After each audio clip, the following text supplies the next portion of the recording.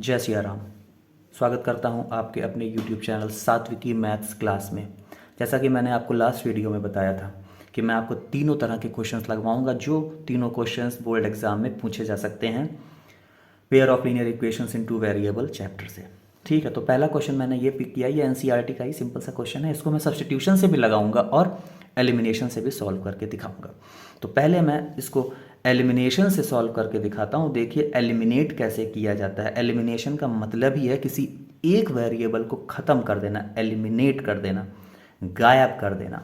ठीक है, तो कैसे करेंगे चलिए देखते हैं। तो पहले हम लोग एलिमिनेशन शुरू करने जा रहे हैं। तो पहली इक्वेशन तो साधारण है, सही है, लेकिन जो दूसरी इक्वेशन लिखी है इस इक्वेशन को हमको सुधार के लिखना होगा। ठीक है, सुधार के कैसे क्या, तो मतलब ये जो नीचे डिनोमिनेटर्स हैं इसको हटाना होगा। यहाँ पे 6 आ जाएगा एलसीएम अगर हम देखें। ठीक है, 3 2 ज़ा 6, 2s आ जाएगा यहाँ पे, और 2 3 ज़ा 6, तो 3t इज इक्वल टू 6, और इस 6 को उधर लिए जाएंगे तो यहाँ पे इक्वेशन बन जाएगी 2s प्लस 3t बराबर 6 6 ज़ा 36। तो एक इक्वेशन ये हो जाएगी और एक इक्वेशन हमारी ये वाली हो जाएगी। अब दोनों इक्वेशंस को हम एक बार फिर से लिखेंगे, ध्यान दीजिएगा, दोनों इक्वेशंस को हम एक बार फिर से लिखेंगे इज इक्वल टू 3, एंड ये इक्वेशन है 2s plus 3t is equal to 36। तो सबसे पहले तो हमको दोनों इक्वेशन इस तरह की चाहिए। अब एलिमिनेशन का मैंने मतलब बताया आपको, एक वेरिएबल को एलिमिनेट करना, ख़त्म करना। तो एलिमिनेशन लगाने के लिए आपको दो कंडीशंस याद रखनी पड़ेंगी। अगर किसी भी वेरिएबल को आपको एलिमिनेट करना है, यहाँ पे दो वेरिएबल हैं, एक वेरिएबल है s, एक वेरिएबल है t। तो किसी भी वेरिएबल को अगर एलिमिनेट करना है तो मान लीजिए हम, उसके लिए दो कंडीशन है। पहली कंडीशन क्या है, जिस भी वेरिएबल को एलिमिनेट करना है उसके सामने वाला जो साइन है वो दोनों अपोजिट होने चाहिए।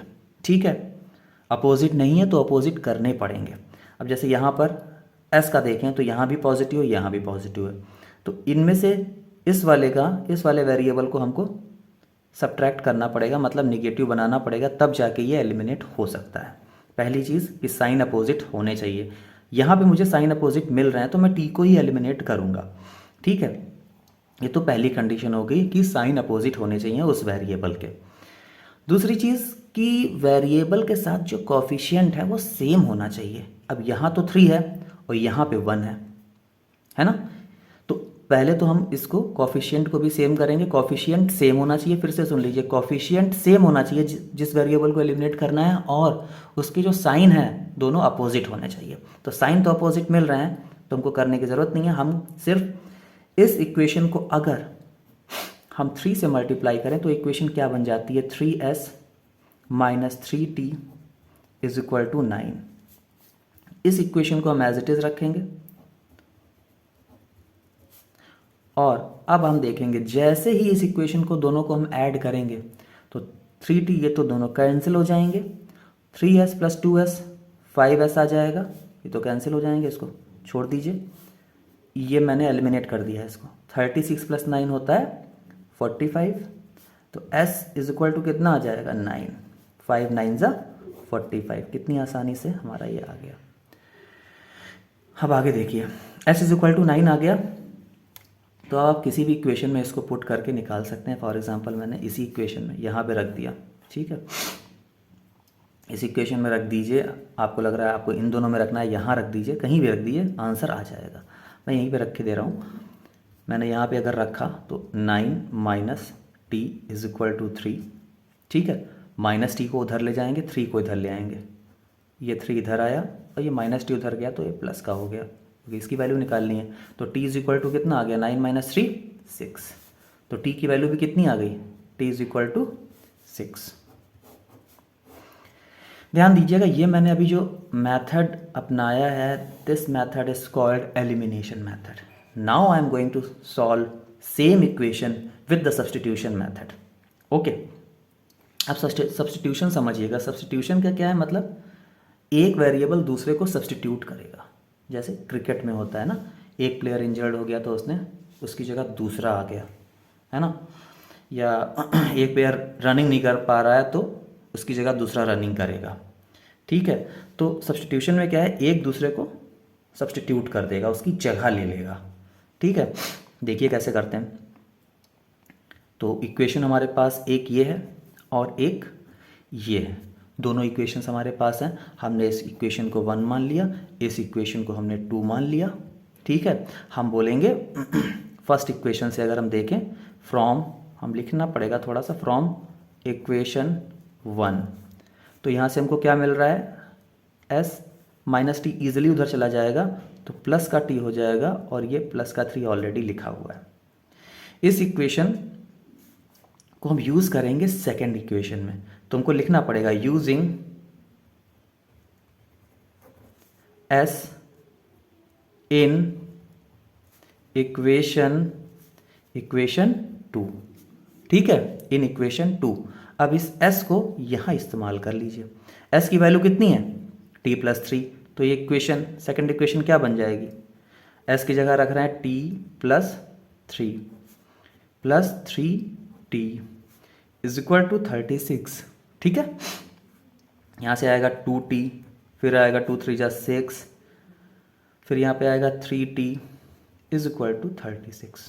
3t प्लस 2t 5t, 6 उधर चला गया, 30 बचा उधर, t इज इक्वल टू कितना आ गया, 5 6 जा 30। देखिए सेम वैल्यू आ रही है, t is equal to 6, t is equal to 6।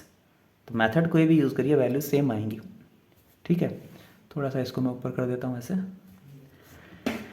t is equal to 6 आ गया।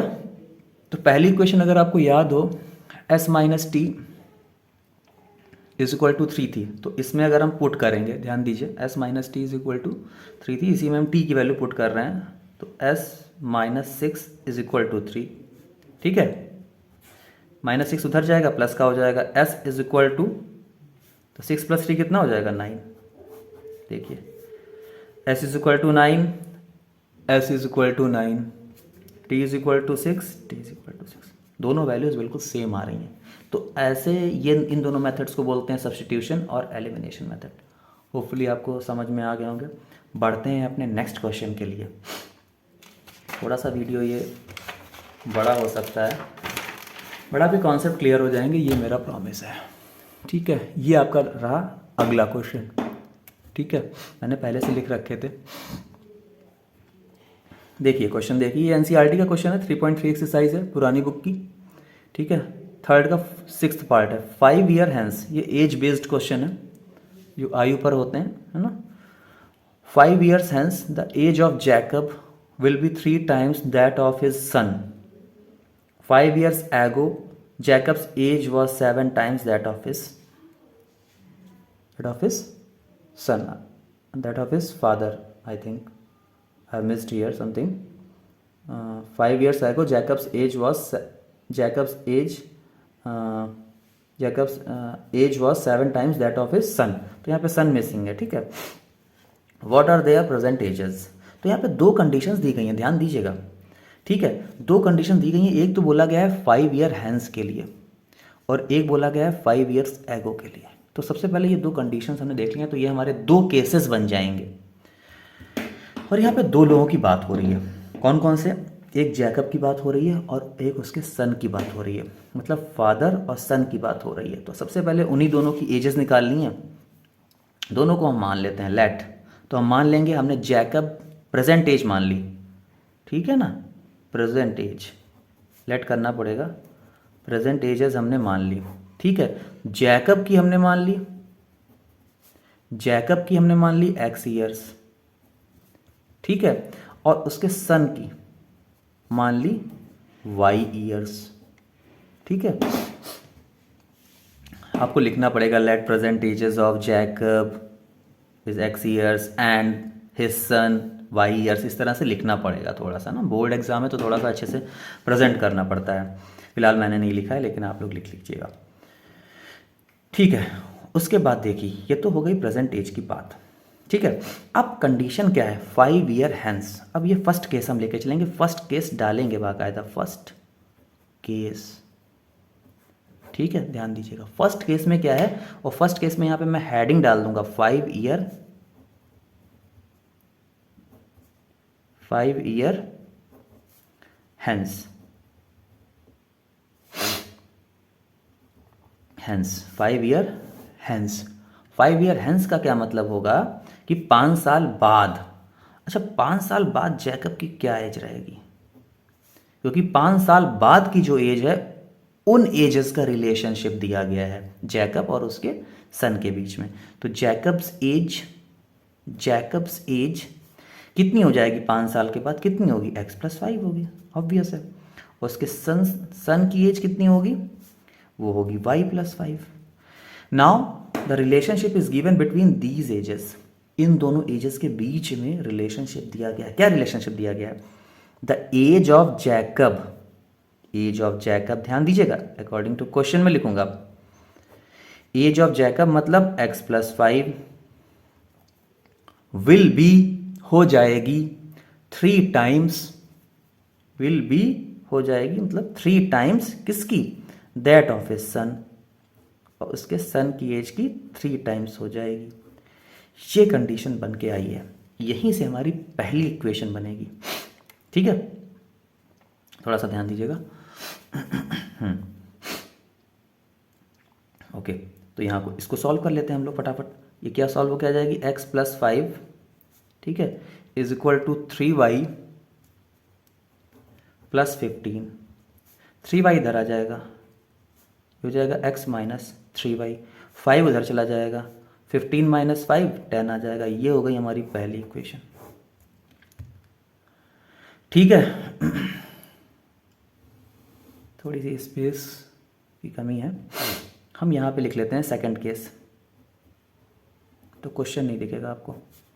सेकंड केस, सेकंड केस क्या है, सेकंड केस है 5 ईयर्स एगो। 5 ईयर्स एगो मतलब 5 साल पहले, आप हेडिंग डाल लीजिएगा 5 ईयर्स एगो। तो जैकब की एज कितनी होगी 5 साल पहले, अभी अब प्रेजेंट, फिर बार बार हम लोग प्रेजेंट एज पर आ जाएंगे। जब यहाँ की बात कर रहे थे 5 साल बाद की, तो प्रेजेंट एज थी x, 5 साल बाद की x+5। 5 साल पहले की बात करेंगे तब भी हम प्रेजेंट में ही रहेंगे, बीच में ही रहेंगे। जैकब्स एज कितनी होगी 5 साल पहले, कितनी होगी, अभी इतनी है, तो 5 साल पहले कितनी होगी, x-5 होगी। और उसके सन की एज y-5 होगी। ठीक है, दिख रही होगी आप लोगों को। अब कंडीशन पढ़िए, अब लगाएंगे condition. Jacob's age was 7 times that of his son, यहाँ पे सन मिसिंग है, मैंने सन लिख दिया। ओके, जैकब्स एज वॉज, ये जो एज है जैकब्स एज वॉज, फिर से यहाँ पे क्वेश्चन आते हैं, Jacob's age was 7 times that of his son. Okay, ये हो गया। इसको थोड़ा सा सॉल्व कर लेते हैं। x-5 एज इट इज, ये आ जाएगा 7y और 7 5 ज़ा 35।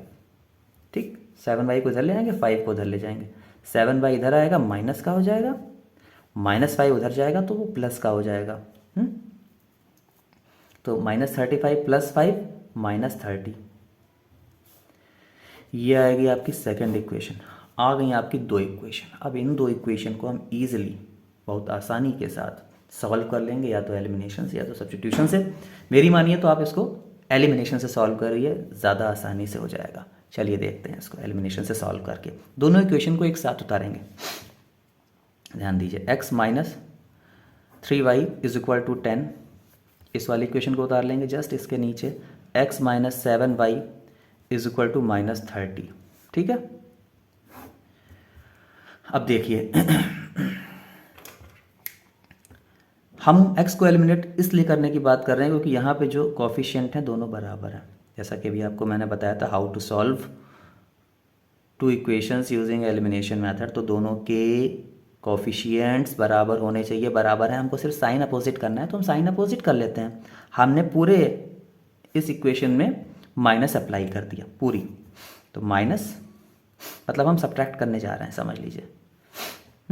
यहाँ माइनस आएगा, यहाँ क्योंकि प्लस है तो माइनस हो जाएगा, यहाँ माइनस है तो यहाँ पे प्लस हो जाएगा, यहाँ माइनस है यहाँ प्लस हो जाएगा।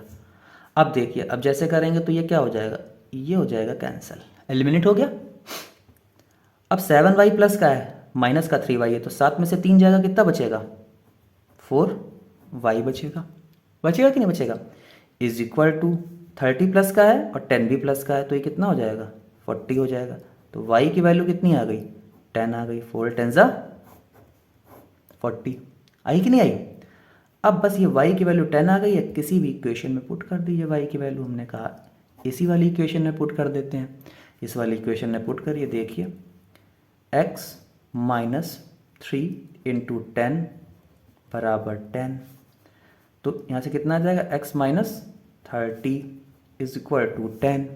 ठीक है, तो उधर जाएगा तो प्लस का हो जाएगा, x बराबर कितना आ गया 40, मतलब जैकब की भी एज आ गई। तो जैकब की जो प्रेजेंट एज है वो 40 ईयर्स हो जाएगी और उसके सन की क्या हो जाएगी, 10 ईयर्स हो जाएगी। अगर आप कुछ वेरीफाई करना है तो आप वेरीफाई भी कर सकते हैं, मैं आपको वेरीफाई करके दिखा सकता हूँ। यहाँ पर आ जाइए, फिर से क्वेश्चन देखिए थोड़ी देर के लिए। अगर अभी प्रेजेंट एज की बात करें तो मैं यहाँ पे लिख लेता हूँ, आपको दिख रहा होगा। उसकी 40 ईयर्स है और उसके लड़के की है 10 ईयर्स। प्रेजेंट एजेस आ गई दोनों की। अब देखिए Jacob's age will be 3 times that of his son. 5 साल बाद, 5 साल बाद की बात कर रहे हैं, है ना। तो 5 साल बाद इसकी एज कितनी होगी, 45 होगी। ये रफ वर्क है, मैं आपको समझा रहा हूँ बस। ये 45 होगी, ये हो जाएगा 15। 15 3 सा कितना होता है, 45 होता है कि नहीं होता है।